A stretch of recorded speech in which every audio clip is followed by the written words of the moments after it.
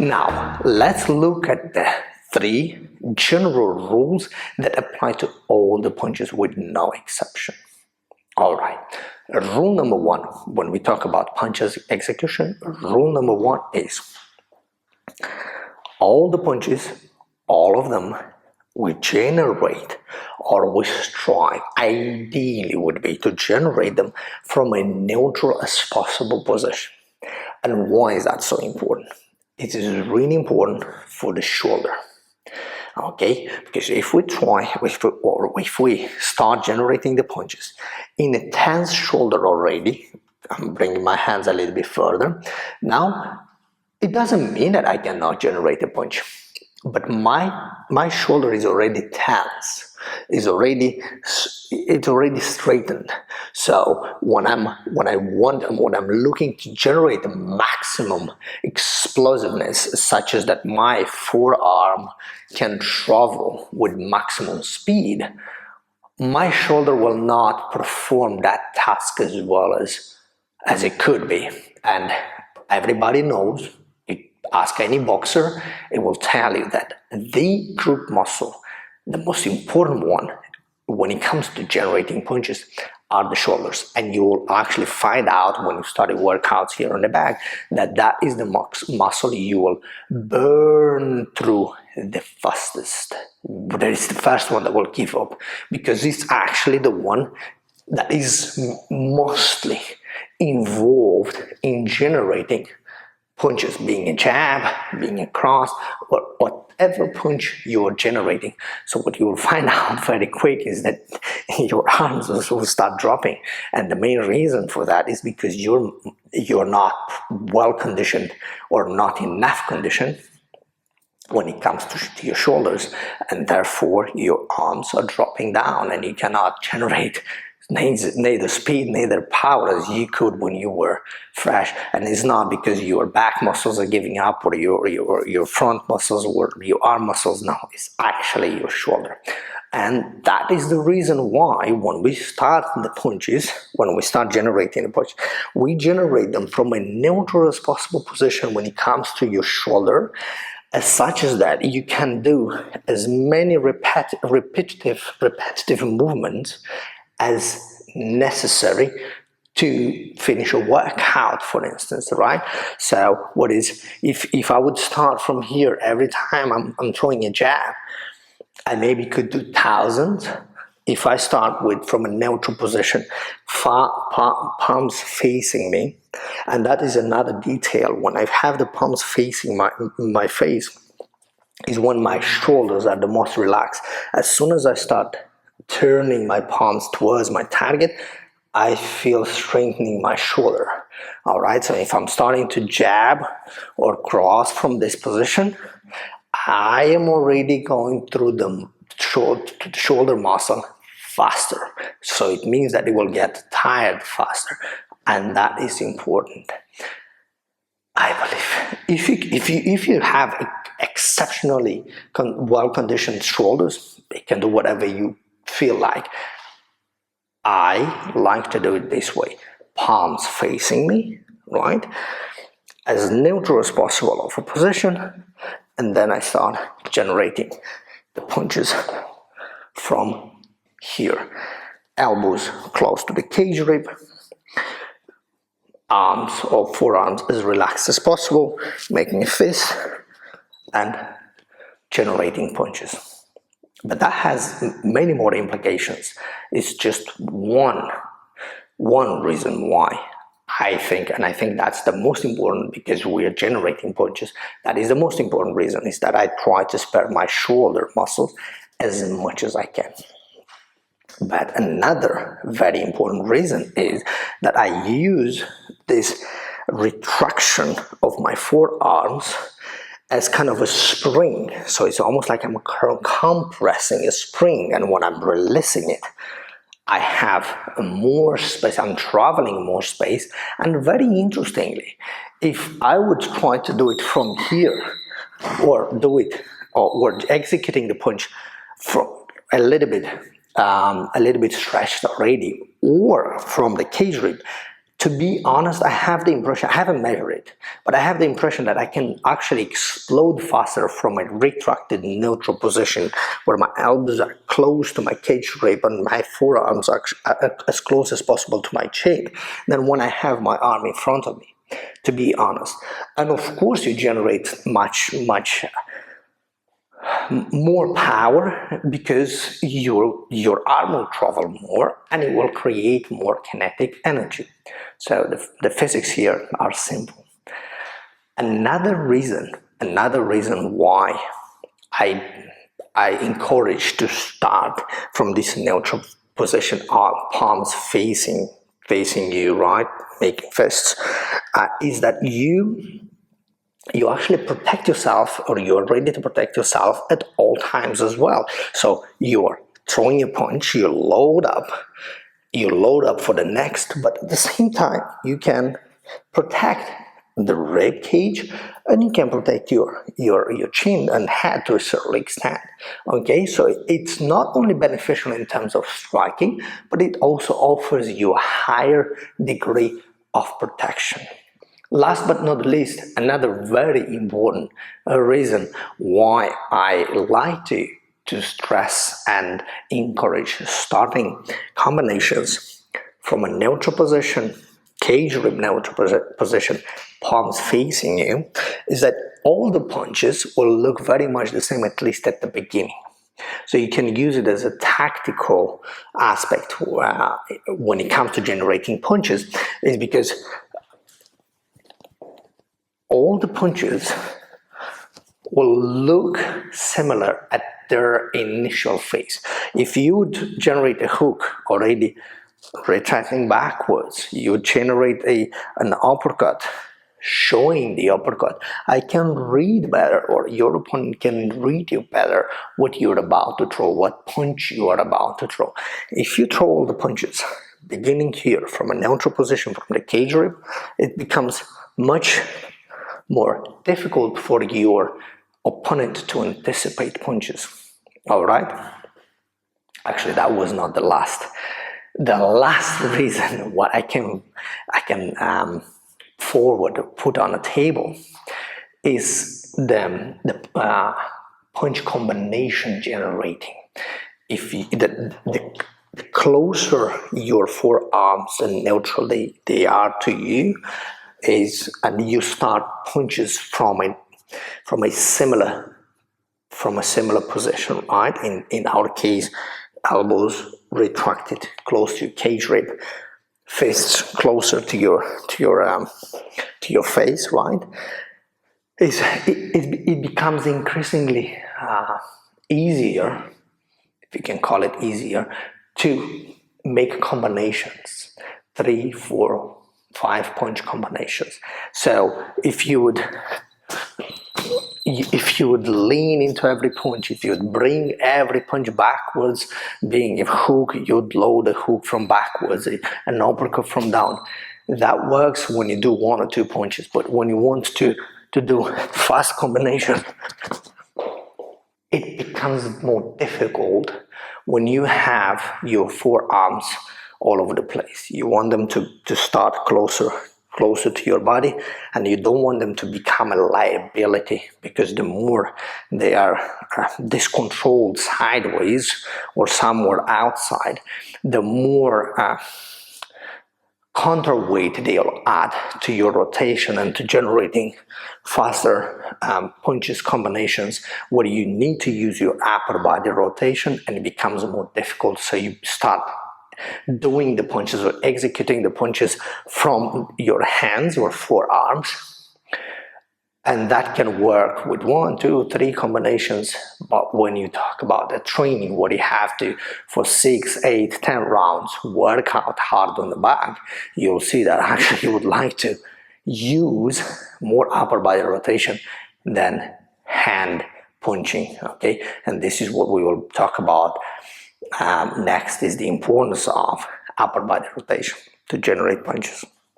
So I hope I gave you reasons enough to start from the cage grip. Number one is you will spare your shoulder muscle as much as possible if you start from the cage grip. Also, it will serve as a protection to your hands, will be ready to protect yourself. Also, you'll be able to generate punches or more punch combinations. If you start from a cage grip position, you'll also you can also use it as a tactical approach, generating punches as close looking as possible to one another, even though you'll end up doing a hook or an uppercut or whatever punch you want to do. You start at least half of the way through, they will look similar, so your opponent has less time to guess what punch will come, so you keep them guessing all the time. Let's talk about the general rule number 2, which is punches are generated by upper body rotation and not leaning into the punch. Listen careful. This is very important. I'll repeat it again. Punches, especially 2, 3, 4 punches, are generated by upper body rotation and not leaning into the punch. Why is that? Why is that important? First of all, it's a myth that the front punches or front shoulder generated punches are longer than the back generated punches. That's not true. Yes, there is a difference between straights, uppercuts, and hooks. Straight punches are the longest punches, uppercuts are the shortest punches, and hooks are in between in terms of how far you can reach with your punches. But when it comes to the same punching group, front and back punches are, in terms of reach, exactly the same. Alright, if done technically correctly, the optimal. This is what I mean. If I'm jabbing, right? If I'm jabbing and I am crossing, I should be able to reach with my cross exact same spot as I did with my jab. Why? It's because, observe carefully, after I throw my jab, I take my front shoulder away and I replace it with my back shoulder. Remember that punches are mainly generated by the upper body, alright, not by the forearms. That's a huge common mistake. People thinking the punches are the forearm. No, this is what you see and is with what you connect, but it's not what generates the punch. What generates the punch is upper body rotation. The upper body together with shoulders and the forearms are just a part of it. Okay, so I am in this case I am, as you see, I'm as lined up as possible, right? As I would do in a fight. So I'm lined up. Now when I am throwing the cross, I am as lined up as possible as well, and I've managed to reach the exact same spot. You see, and that is true about an uppercut, and that is true about a front or a back hook. It doesn't matter. The only thing you have to look for, if you do not reach with your back shoulder generated punches the same spot as you do with your front, the main reason is because there is an impingement somewhere. Alright, and that could be your hips are not traveling as much as they could. The reason is usually they're down there, my feet. I'm not releasing the heel off the floor, so my hips can travel as much as they could. So this is what happens, and of course now I'm in a problem. What will happen here? You will compensate by leaning forwards, And that is the reason why we generate punches from upper body rotation, together of course with lower body, and not from leaning into the punches. So watch careful. If you for some reason cannot reach, or if you have the need to compensate with your back generated punches, back shoulder generated punches, is because you are not releasing the heel off the floor. You're not allowing your hip to travel, or your hips to travel as much as they could, as such as that your back shoulder takes the place of the front shoulder, and now you can reach the target with your back punch. So reason number one is because your hips are not traveling, and the main reason is your foot is not pointing towards the target, it's pointing on the other direction because of your boxing stance, or the boxing stance you have adopted. And you'll actually, by now you know that most of the people, I don't know what is the number, 80-90% of the people that do boxing, they adopt this boxing stance with a 90-degree angle in between the feet, right? For that reason, I have adopted a more almost, my feet are almost pointing towards my opponent. I just have a slight deviation. If you look from an analog point of view, analog clock point of view, my feet would be more or less at 11 o'clock. From a southpaw boxing stance, and if I stay in an orthodox boxing stance, left leg forwards, it is 1 o'clock to 1 o'clock approximately. For that reason, I have adopted this boxing stance, is that I don't have to worry about my hip rotation as much, so I don't have to worry about my foot. My foot is already pointing almost entirely towards my target, so there is no risk, or there is very little risk in my foot not collaborating with the combination, or actually I'm going so fast in throwing the back punch that I didn't have time to rotate. But it's all right, because I'm still traveling quite a lot on my hip, and I still can, without the need to compensate with leaning forwards, can replace with the back shoulder, the front shoulder, and I can connect in the same spot. Even if my foot would stay there, but if I manage to slightly rotate and line up with my back foot with the target, then it's even better. So that is the reason number one. And the reason number two is because you're not fully rotating into the punch. And it's kind of counterintuitive for the first time when you start boxing and punching. It's almost like counterintuitive to go all the way through to do this rotation. It's almost uncomfortable. Just make sure you go through all the way. You do this beautiful rotation of your upper body, and you will see that your back punches will be as long and powerful as you could hope and wish for. That is the reason why I encourage that. That is the reason why I encourage the first steps, the first punches you throw, you generate, to do them in front of a mirror. So important, because you can watch yourself. You can watch, like, am I rotating? Am I keeping my foot pointing on the other direction, or actually I am fully traveling, or enabling my hips to travel and my shoulders as well?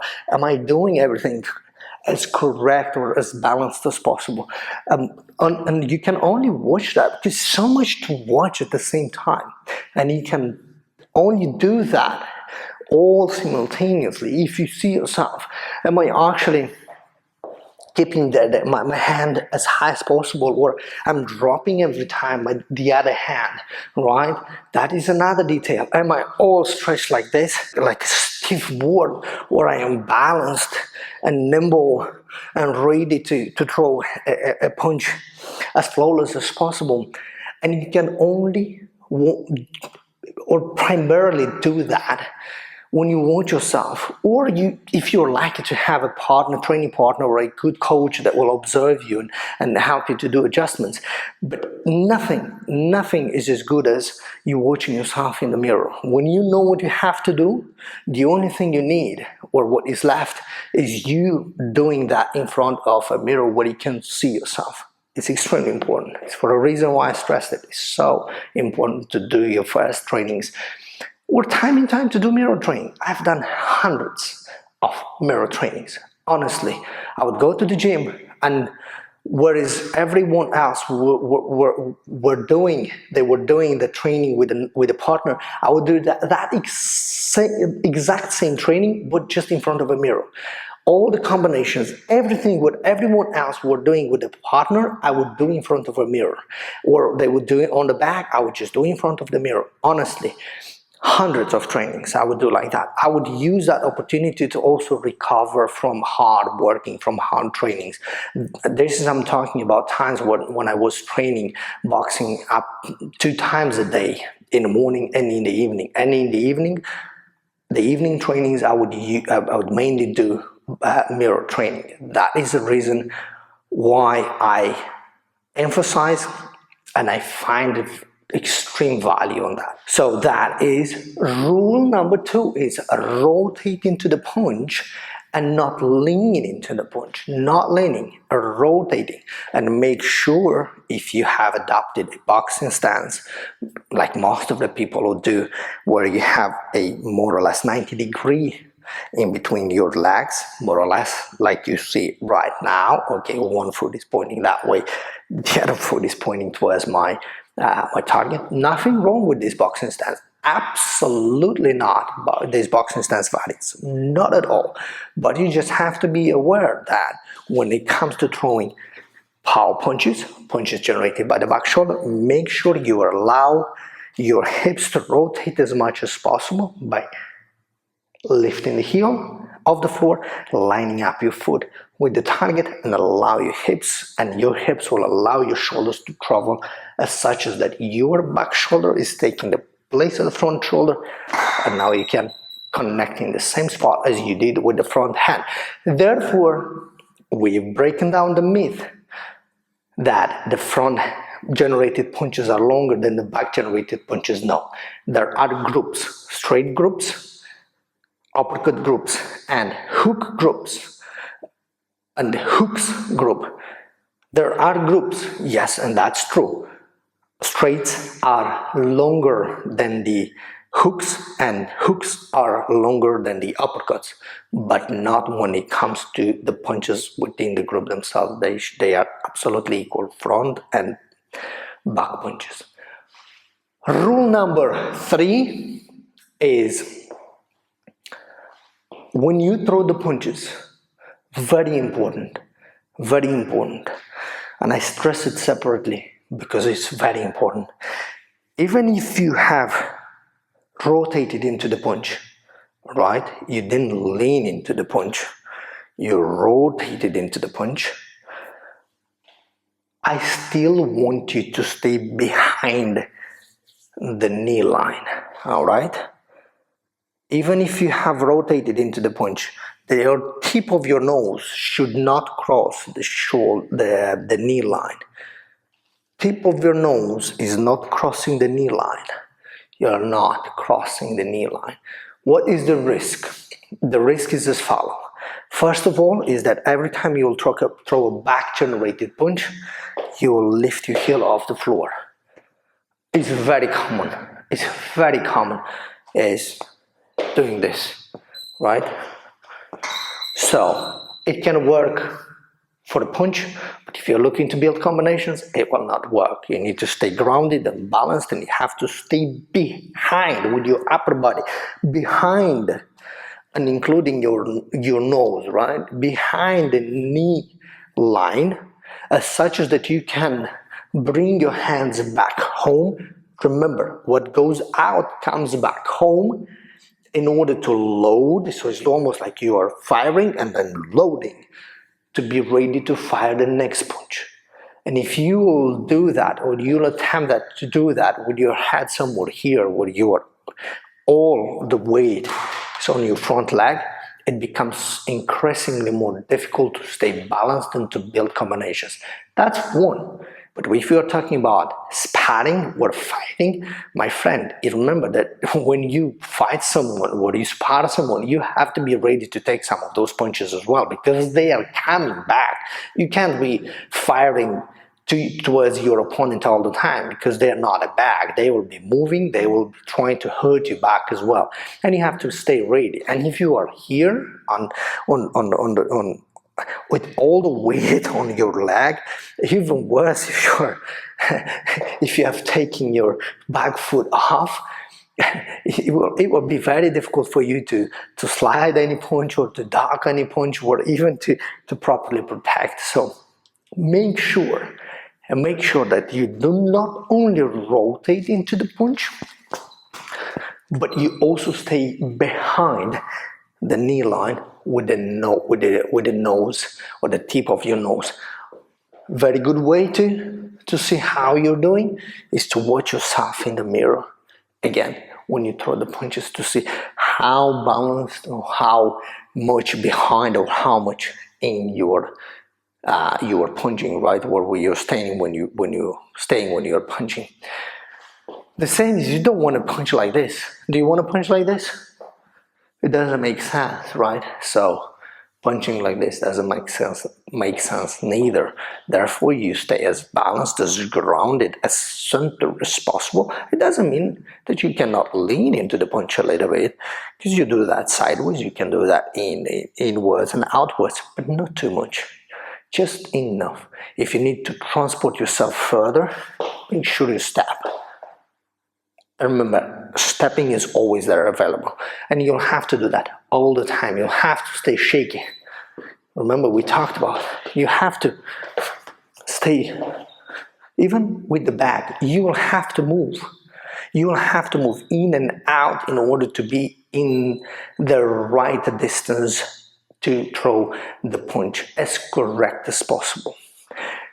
And of course, make sure that you do not overstretch, but also at the same time, you don't stay too close here when you throw a punch, okay? You are just, if you throw a jab, make sure you are as far as possible from the back, but just close enough as such as that you connect the punch. I would prefer that you are just a bit more in, as that you do not overstretch and there is nothing there, and then you put weight behind and injure your elbow or your shoulder, all right? But not here. I don't want you to throw a jab here, because it doesn't make any sense. Or even less hooks. Sometimes people come and throw hooks from. Now, stay as far as possible and take your time. Don't rush through the punches. Don't rush through the combinations. Take your time. Don't go with power right away or with speed. Just make sure that you are, first of all, in the right distance. You measured correctly the distance. This is when you already start throwing punches on the back. In front of the mirror, I don't really care, to be honest, because there is no resistance. When you do it here on the back, there is a resistance, and that can be damaging. That can damage your wrists, that can damage your elbows, that can damage your shoulders, and that can damage your back. One of the main back problems is when people do not allow hips to travel, and then they put too much pressure on when rotating, put too much pressure on the lower back, and creating injuries. When you are overstretching from here, you're creating elbow injuries. When you're hooking from here, you put all the pressure, like you rotate it, and then you put the punch, and then you connect the punch. Then shoulder tears can happen when you do not firmly make a fist and connect with the two knuckles, but you connect with the peripheral knuckles right here. That is another injury that can happen. You're not stable on your wrist. You are more stable. You're stronger when you connect with the inside knuckles, right? The very first two ones, right here, and you make a good fist behind. You keep it strong. So you see small details when you start applying punching on the back. That is extremely important. That is the reason why I encourage you to start here in front of the mirror, and then when you go to the back, do it step by step. This is if you are new to boxing. So we looked at the 3 rules or general rules that apply to all the punches with no exception. First of all, we generate the punches from the cage rib, from a neutral as possible position, palms facing us, making a face to point. We rotate into the punch, do not lean into the punch, right? And even when rotating into the punch, we don't want to cross the knee line, so stay behind the knee line when throwing punches, when generating punches.